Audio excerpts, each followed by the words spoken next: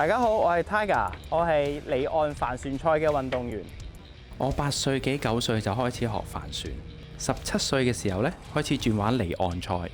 由細到大都係對大船情有獨鍾。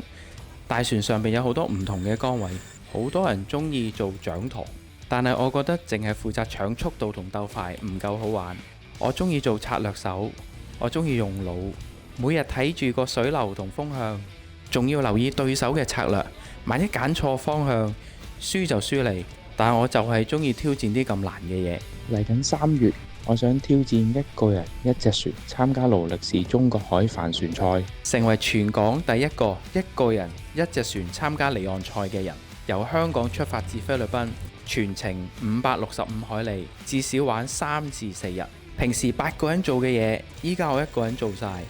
頭24小時係最難嘅。海面有好多漁網同漁船，其他船隊輪流瞓覺嘅時候，我咪10至30分鐘起身一次咯，確保唔好撞嘢同埋棘嘢。